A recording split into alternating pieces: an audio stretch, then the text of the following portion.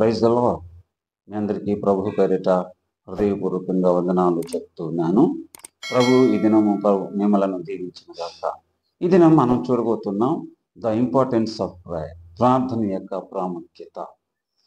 పరిశుద్ధ గ్రంథం బైబిల్ ఏమిటి అంటే మొదటి దశలోనిక 5వ అధ్యాయం 15వ వచనంలో ఉంటుంది, ఎడతెగక ప్రార్థన చేయండి. పౌలు గారు దశలోనికకు రాస్తూ అంటాడు అన్నమాట. అదే పౌలు గారు కొరింథీయులకు రాస్తూ కూడా ఒక మాట అంటాడు, నేను ఆత్మతో ప్రార్థన చేస్తాను, మనస్సుతోనూ నేను ప్రార్థన చేయగలను అన్నటువంటి. కాబట్టి ఈ దినం మనం నేర్చుకోవాల్సిన పాఠం ఏమిటంటే ఎడతెగని ప్రార్థన జీవితాన్ని కలిగి ఉండడం, ప్రార్థన ఆత్మను కలిగి ఉండడం, ప్రార్థన ఆశను కలిగి ఉండడం.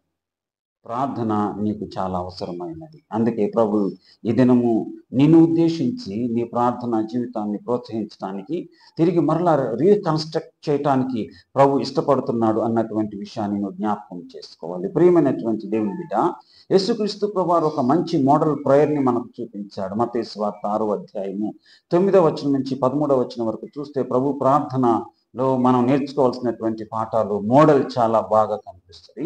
యేసుక్రీస్తు ప్రభువారిని మనం చూస్తే హెబ్రీయులకు రాసిన పత్రిక 7వ అధ్యాయము 25వ వచనంలో చూస్తాం, విజ్ఞాపనము చేయుచు నిరంతరం ఆయన మన కొరకు జీవిస్తున్నటువంటి దేవుడిగా మనకు కనిపిస్తాడు. అదే హెబ్రీయులకు రాసిన పత్రిక 5వ అధ్యాయము 7వ వచనంలో మనం చూస్తే, యేసు శరీరధారి అన్న దినములలో మహారోదనముతోనూ కన్నీళ్లతోనూ తను మరణం నుండి రక్షింపగలవానికి ప్రార్థనలు యాచనలు సమర్పించి భయభక్తు కలిగినందున ఆయన అంగీకరించబడేను అన్నటువంటి మాట.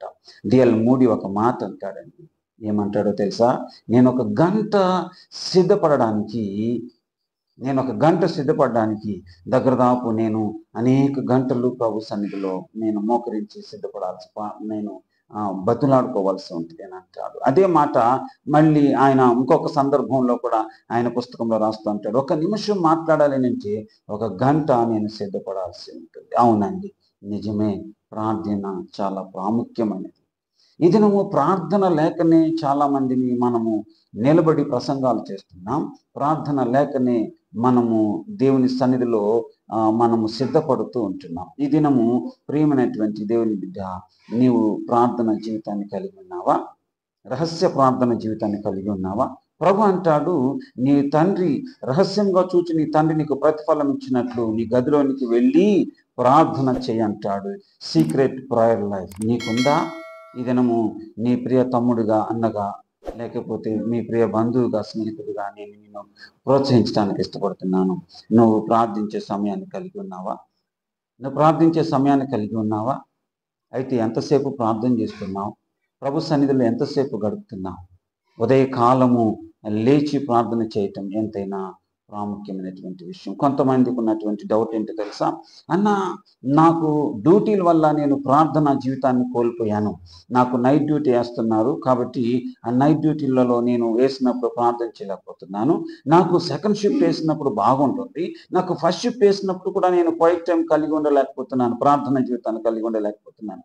ప్రియమైనటువంటి దేవుని బిడ్డ, అది నువ్వు స్ట్రగుల్ అవుతున్న విషయాన్ని చెప్పావు, కానీ నిజంగా ప్రార్థించాలన్న ఆశ నీకుంటే ఆత్మదేవుడు నీకు తప్పక సహాయం చేస్తాడు. పౌలు అంటాను ఆ మాట, నేను ఇందాక మీకు జ్ఞాపకం చేస్తాను. 1 కొరింథీ 14వ అధ్యాయం 15వ వచనంలో నేను ఆత్మతో ప్రార్థన చేస్తాను. ప్రియమైనటువంటి బిడ్డలారా, నేను మీకు ఒక విషయం చెప్పనా? నేను మీకు ఒక విషయాన్ని మీతో చెప్తాను. క్యాథరిన్ కుల్మన్ అనేటువంటి ఒక ఆవిడ ఉంది. ఆమె చాలా శక్తివంతమైనటువంటి జీవితాన్ని కలిగి ఉన్నటువంటి ఆవిడ. మీ అందరికీ తెలిసి అని అనుకుంటున్నాను. మరి బెనిహిన్ గారి యొక్క ఆత్మీయ తల్లి మరి క్యాథరిన్ కుల్మన్ తన ప్రార్థనా జీవితం గురించి తను ప్రశ్నించారు. ఏమండి, మీరు ఎప్పుడు చూసినా చాలా బిజీగా ఉంటారు, మీరు ప్రార్థించే సమయం ఏది అని అంటే, అమంటది, నేను ప్రార్థించే సమయం, నేను మేల్కొనున్న ప్రతి గంట ప్రతి క్షణం నేను నా ప్రభుతో గడుపుతాను. ఎంత పవర్ఫుల్ లైఫ్ తెలుసా ఆమెది? ఎంత పవర్ఫుల్ లైఫ్ తెలుసా? ఆమె యొక్క ప్రార్థన జీవితంలో నుంచి పుట్టుకొచ్చినటువంటి ఆత్మీయమైనటువంటి వారే బెనిహిన్ గారు. కాబట్టి ఈ దినము మనందరము మూలగడం లేదు, మనందరము ప్రార్థించడం లేదు అన్నటువంటి విషయాన్ని మనం జ్ఞాపకం చేసుకోవాలి. పిల్లరా, మీరు ప్రార్థన చేయటం అన్నటువంటి దానిని కొన్ని విషయాలు నేను మీతో చెప్తాను. బాల్యంలో సమూయేలు వల్లే ప్రార్థన చేయాలి, యవ్వనంలో తిమోతి వల్లే ప్రార్థన చేయాలి, ఉదయకాలము దావీదు వల్లే ప్రార్థన చేయాలి, రాత్రి వేళ పౌలు శీలల వల్లే ప్రార్థించాలి, అపాయంలో పేతురు వల్లే ప్రార్థించాలి, శ్రమలో యోబు వల్లే ప్రార్థించాలి, మధ్యాహ్నం వేళ దానియేలు వల్లే ప్రార్థించాలి, పనిలో ఎలియాజరు వల్లే ప్రార్థించాలి, పని ముగింపులో నేను ఎవరిని చెప్తున్నానో తెలుసా, పని ముగించేటువంటి విషయంలో సమూయేలు వలె ప్రార్థన చేయాల్సి ఉంటుంది. అన్నిటికంటే ప్రాముఖ్యమైనటువంటి మోడల్ ఎవరో తెలుసా, మనం మాట్లాడుకుంటున్న ప్రభువైన యేసుక్రీస్తు వారు. అంతకు మించినటువంటి మోడల్ లైఫ్ మరొకరు కనిపించారు. ఆయన నీ కోసము మహారోదనంతో ప్రార్థించే జీవితాన్ని కలిగి ఉన్నాడు. ఏదైనా ప్రియమైనటువంటి దేవుని బిడ్డ, ఆయన వెంబడిస్తున్నానని చెప్తున్నటువంటి నీవు ప్రార్థన జీవితాన్ని కలిగి ఉన్నావా?